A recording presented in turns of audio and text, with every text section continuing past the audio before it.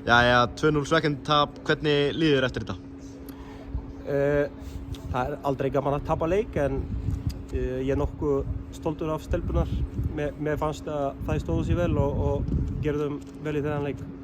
Voru mjög þéttar og fyrra mark Vals kom eftir fast leikatriði og það seinna langskot. Þeir voru ekki að gefa mikið að færum á okkur.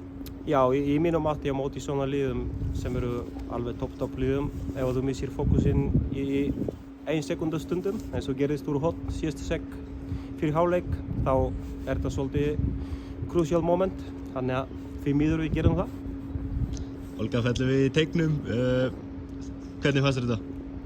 Ég ætla ekki alveg að fara að þanga en myndi bara leyfa ykkur að skoða þetta ef að þið vilji og svara þetta sjálfir.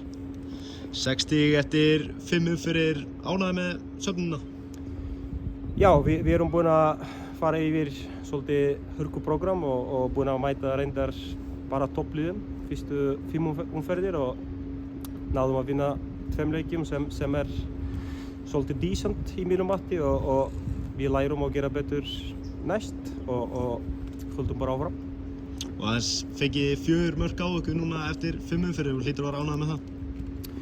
Já, við erum svolítið stable í vörn og ef maður horfir líka á hina menn, við erum ekki búin að skora rosalega mikið en þetta hluti sem við verðum að bæta og samt miðað við erum búin að mæta 5 toppliðum. Mér finnst búin að standa sig vel. Takk hérlega.